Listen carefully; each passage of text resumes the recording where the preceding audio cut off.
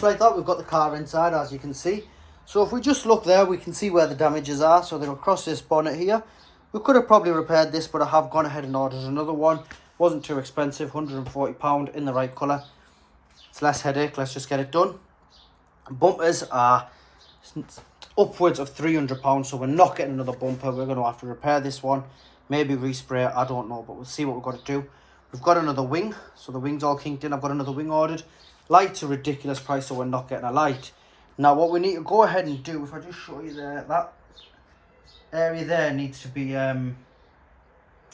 what's it called, plastic welded, but we need to have a look if there's any damage behind that. So this is a category N, which typically means it's non-structural, so I'm hoping there's no more structural damage behind there. So what we're going to go ahead and do is get the bonnet off, get the light out, see if we can see straight down. Do we need to take the bumper off?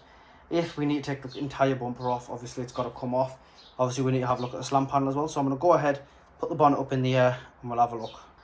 So just looking at there, you can see the slam panel's obviously not right in its place. So if I just zoom in a little bit, see the slam panel's not right in its place, so I do need to go ahead and, you know, figure that part out, what we're doing with the slam panel. The light, however, isn't in the right place either, so what we're going to go ahead and do is pull the light out and see what we're doing. The light's completely broke, so it should just lift out, so I'll pull the light out. So I've got the light out. It was just this little clip here which just pulled back. Now I've got it out. If you see that there, ignore it, it's just a fault code from another car that I was diagnosing earlier on. The light has got a tab that's broken here, however we do have the piece just up there, so I can go ahead and plastic weld that. The other piece is just here, which we can plastic weld again.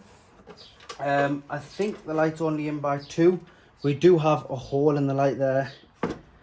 Crap, I didn't notice that, so we probably are going to have to look at getting a new light, because I can't repair that. Oh, and that, I didn't even notice that.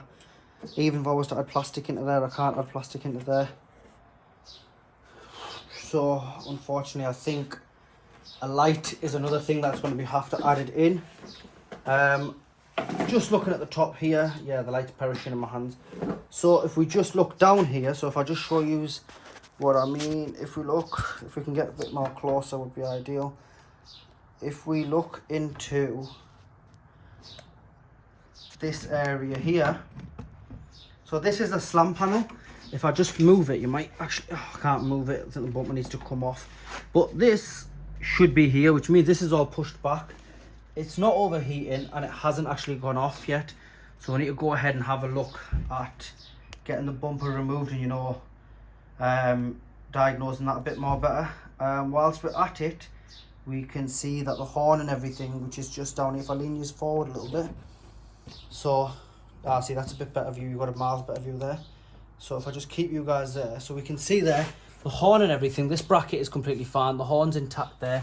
It's got 2 horns, both of which are intact. This bracket's all intact. This is the chassis leg, that's intact. However, we've got a bit of a kink here.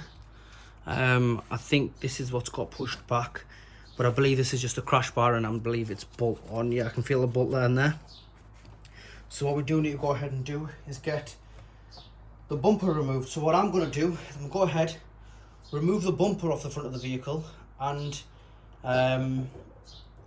shall I remove the wing while I'm at it? No, what we'll do is we'll remove the bumper, have a look at what other damage we're looking at, and then we'll work our way forward from there.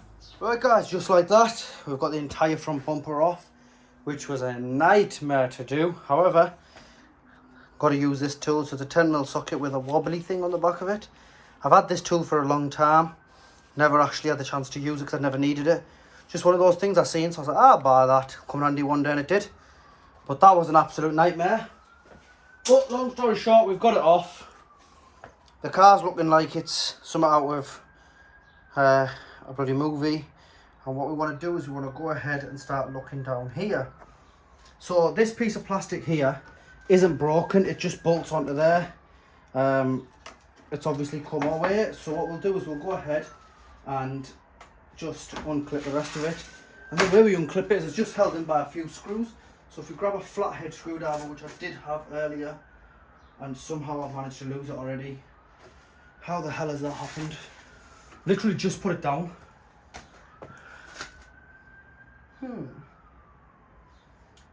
Where the hell is it gone? I've literally just put down. What we'll use this little plastic trim removal tool.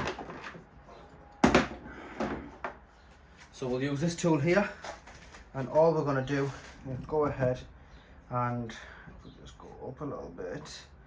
So we're just going to remove this cowling, and all you do is there's a little clip in there. This goes in there, and it gets it down. Need a flathead because this isn't going to go in there. Oh, there's the flathead. There we are. So I've got the flathead, and all the flathead does is it goes in there, pushes that down like that, and then this pops forward. So it's still held on. It's got some sort of sensor here. So let's go ahead and just take this sensor off. Sensor just comes off like this. If we can just, without breaking it. Maybe I need a little bit of plier on the back of it just because it's a bit of a nightmare to take off. So we'll just push it down like that, and bloody hell. If we can lift the tab up underneath like that, it does just send the sensor back a little bit, and then it comes off. So that was a nightmare, but we got it off.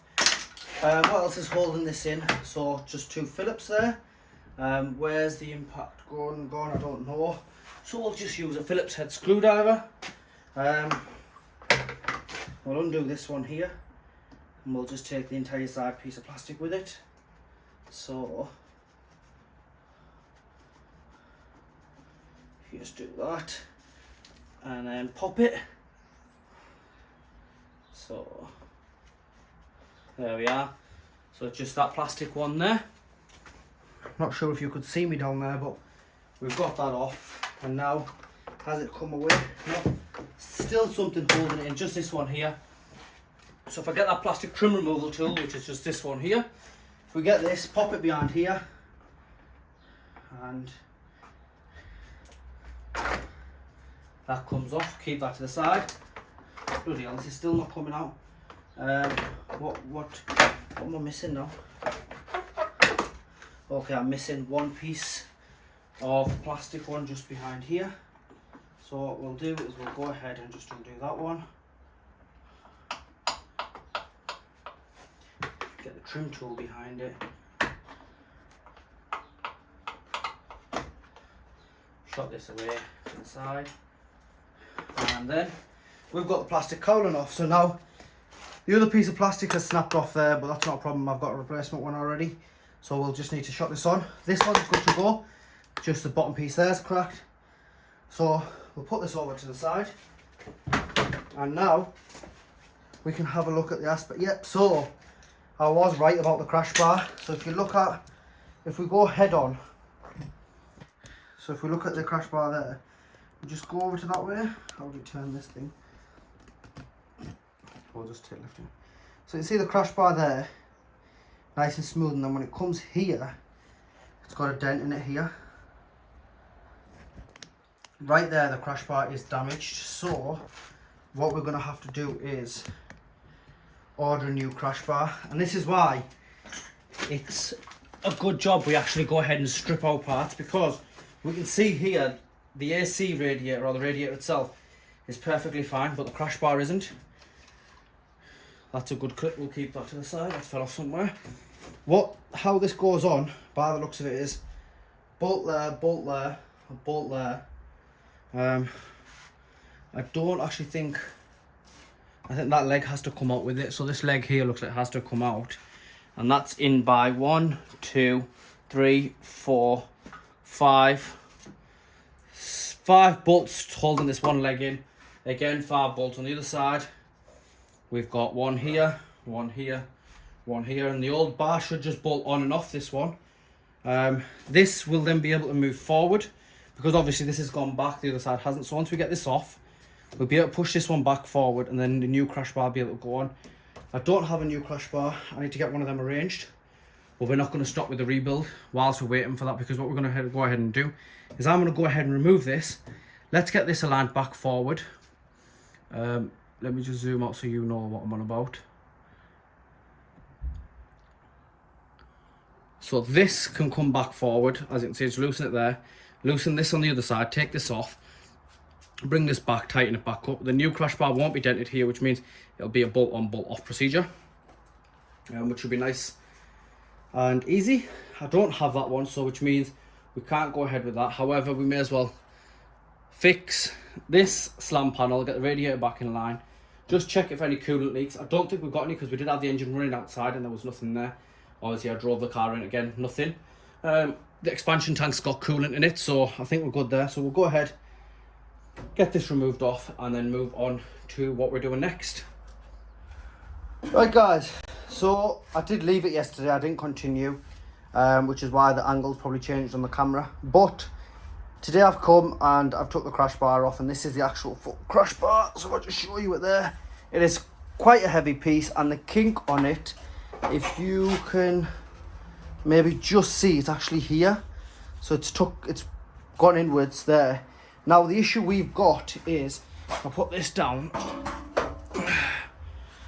the radiator wants to mount here, which should be here, but as you can see we've unbolted it from the chassis leg. So unfortunately I can't move forward at all with this until we get a replacement crash bar. Now I can't find one online, unfortunately, and I'm not sure why, because it isn't exactly, you know, a 2025 plate car. I'm struggling to find one at a reasonable price, should I add, because there is one, but the guy wants £150 for like a front. These are known as front impact bars. I think that's too much. What I'm going to go ahead and do is start stripping the wing and take the bonnet off. I won't film that, I'll just go ahead and do it. You can hear my other phone's going off. What we're going to do is we're going to go ahead, leave this car here, wait till we get this. I'm going to contact the guy who may be able to get me one of these. Like, he's the one that I used him previously in the past, and the deal that I had with him was anything that I get, like metal wise, I'll give it to him, so you know, like, so you can weigh it in and stuff.